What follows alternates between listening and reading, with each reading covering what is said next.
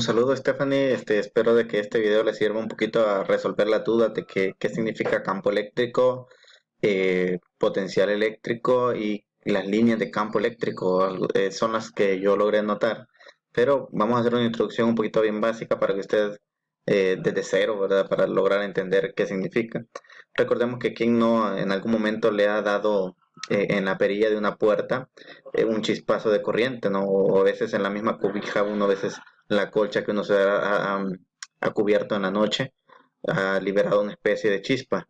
O a veces en donde los niños se deslizan, que son de plástico, tienden a cargar el cuerpo eléctricamente y se les ve el cabello todo erizado. O de igual manera la atracción de cuerpos a través de un globo. Esas son propiedades meramente eléctricas de la materia y que tiene que ver prácticamente con ella misma, la naturaleza de la materia.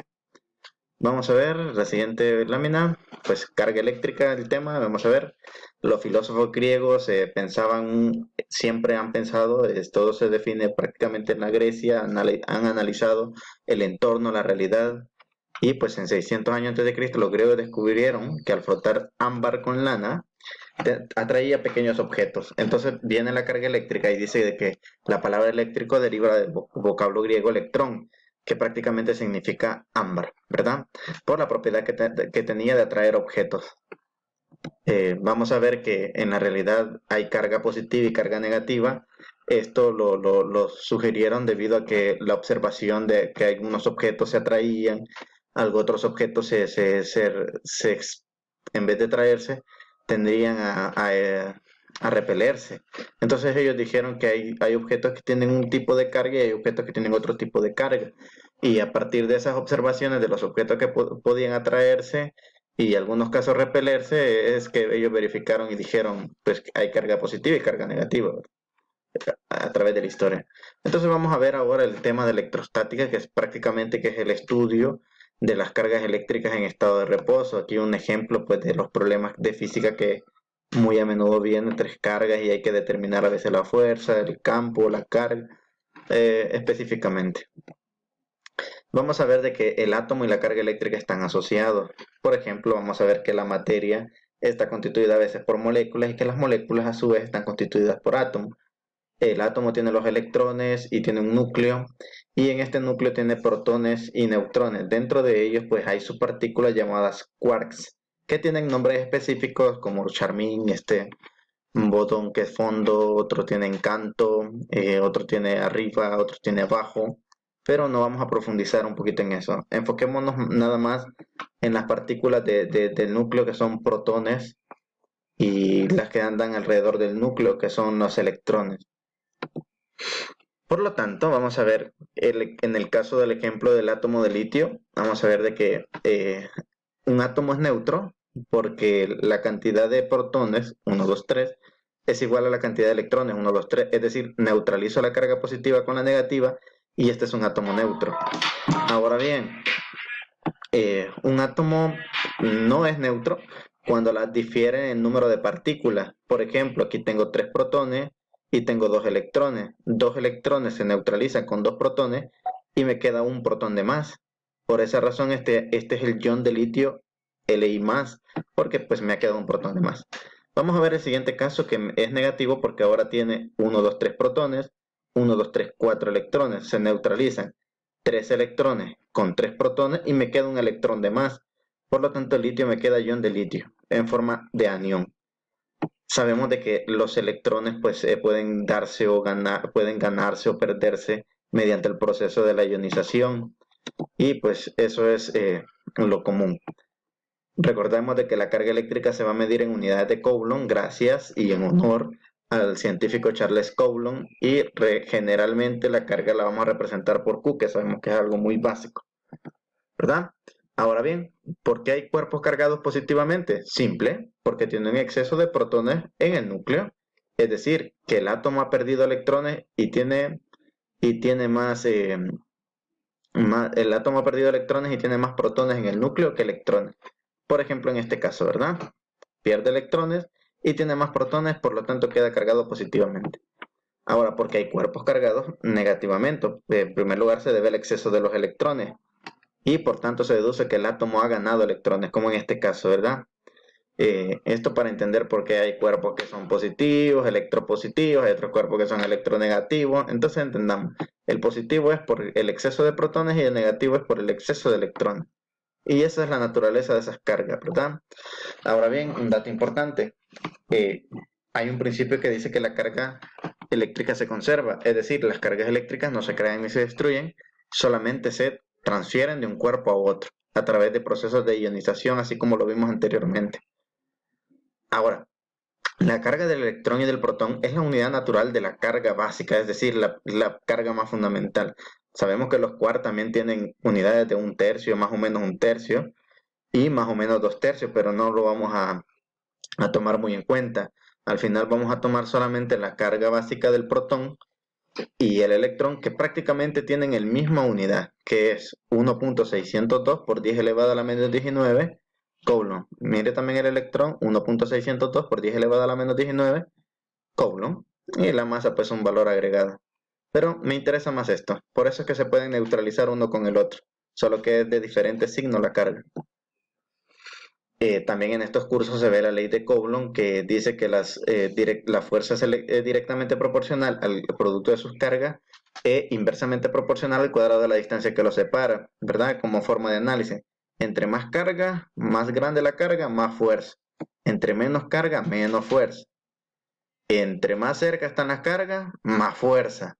Y entre más alejadas estén las cargas, menos fuerza. Eso es todo lo que dice la ley de Coulomb y se expresa en esta ecuación. Recordar que tiene una constante K que la vamos a estar utilizando.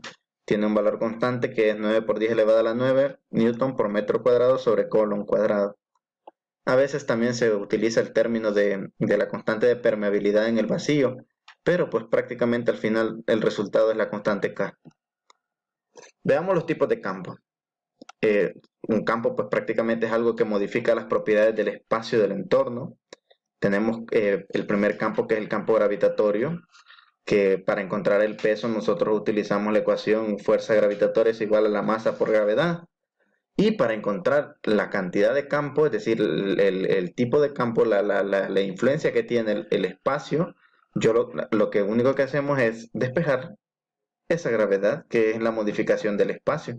Entonces se divide la fuerza entre la masa, fuerza gravitatoria entre masa, y eso me da el campo gravitatorio. Aquí en física prácticamente se utiliza 9.81 metros sobre segundo al cuadrado. Eso es lo que tiende a dar. Pero también vemos que hay campo eléctrico y hay dos tipos de cargas, hay positivas y negativas. Las positivas son las líneas salientes y las negativas son líneas entrantes. Entonces el campo eléctrico es el segundo. Siempre modifican el espacio. ¿Y cómo lo determino? Pues se parece a esto. Tengo una fuerza, pero voy a colocar una carga de prueba. Quiero ver, por ejemplo, yo quiero saber cuánto vale el campo en este punto. En este punto, ¿cuánto vale el campo? Lo único que tengo que saber es que coloco una carga pequeña de prueba que es positiva siempre y pues la divido entre el valor de la fuerza que experimenta. Entonces le hago aquí la fuerza que experimenta y lo divido entre la carga. Y eso va a ser el campo. Se parece, generalmente se parece, miren, la fuerza entre la carga, fuerza entre la masa. Son similares. El campo gravitatorio se debe a las masas y el campo eléctrico se debe a las cargas eléctricas. Y pues aproximadamente luego aparece el campo magnético, que es otro tipo de campo, es una línea, son fuerzas a distancia o fuerzas de acción, y pues este tiene una combinación de la eléctrica a su vez y el movimiento de las cargas. Pero no vamos a entrar en detalle con campo magnético.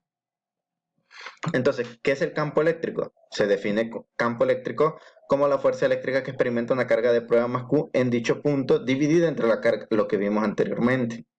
Ese es. Recordemos que un campo eléctrico, las cargas negativas son hacia adentro, perdón, las líneas, en una carga negativa las líneas de campo son hacia adentro, en una carga positiva las líneas de campo son hacia afuera, desde la carga hacia afuera. Entonces vamos a ver los siguientes ejemplos para entender. Si yo tengo una carga supercarga A, yo sé que las líneas de este campo van a ser hacia afuera, eso téngalo en cuenta. Ahora pongo una carga de prueba a su alrededor más Q, y pues como son positivas, generalmente por ley nos dicen que las cargas positivas se repelen y hay una repulsión de las cargas eléctricas. Ahora bien, quitemos esta carga eléctrica. En este punto yo quiero determinar cuál es el valor del campo. Entonces es simple. Para eliminar la carga solo divido la fuerza entre la carga y eso me va a dar la magnitud del campo eléctrico que voy a obtener. Prácticamente es la ecuación anterior que habíamos observado. Y en definitiva es lo que nos dice. Campo eléctrico es la fuerza que experimenta, es la fuerza que se experimenta en una carga de prueba más Q en dicho punto, dividida entre la carga más Q. Eso es simple.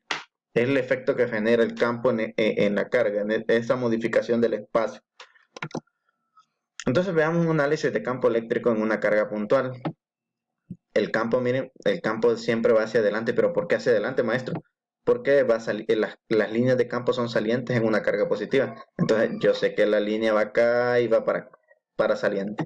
Entonces la línea de campo es acá. Aunque la fuerza vaya hacia adentro, porque son cargas de signo contrario y pues la fuerza se atrae y viene acá. Es diferente la fuerza que el campo, ¿verdad? Yo sé que la línea de campo tiene que ver con la cantidad de carga y el tipo de carga, porque yo sé que es positiva, va a ir hacia adelante, ¿verdad? En realidad hay varias líneas acá de campo eléctrico en esto, pero vamos a mostrar eso. Ahora vemos el otro ejemplo. Cuando la carga es positiva, obviamente no se atraen, se repelen, la fuerza va hacia un costado, pero como la línea de campo es saliente, se expresa de esta manera. Entonces, hay que entender que el campo eléctrico es de carácter vectorial.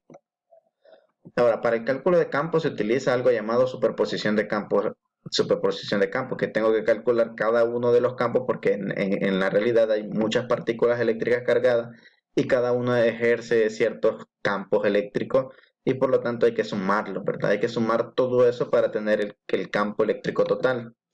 Por ejemplo, yo tengo estas dos cargas y tengo el punto P en el espacio. Tengo que hacer este campo de estas líneas y este campo, miren que en la carga negativa es entrante. Observe que es entrante. Entonces, al sumar estos dos campos, me va a dar el campo total que prácticamente tiene el principio de superposición de campos eléctricos. Cuando hablamos de distribuciones de carga continua, aplicamos la siguiente ecuación. Este pues es epsilon 0, que prácticamente es una constante. De eso sabemos de que la constante K es 1 sobre 4pi por epsilon 0, que me da el 9 por 10 elevado a la 9 newton por metro cuadrado sobre coulomb cuadrado. Eso es lo que me da. Entonces, esto que está acá yo lo puedo sustituir, ¿verdad? En ecuación y me va a dar la siguiente integral, que el campo eléctrico es la constante en la integral de el diferencial de carga por la distancia que nosotros tengamos, ¿verdad? Entonces, esto es la ecuación que se aplica para una distribución de carga continua, cuando hablamos de muchas cargas diminutas, ¿verdad? Ahora veamos qué es energía potencial. Ya para terminar, dice que es una carga puntual donde una carga de prueba más Q se sitúa a la distancia R, una magnitud que se mide es el trabajo, ojo, la palabra es trabajo, debe realizar un agente externo para desplazar la carga de prueba más Q con rapidez constante de una distancia infinita hasta otra distancia RQ.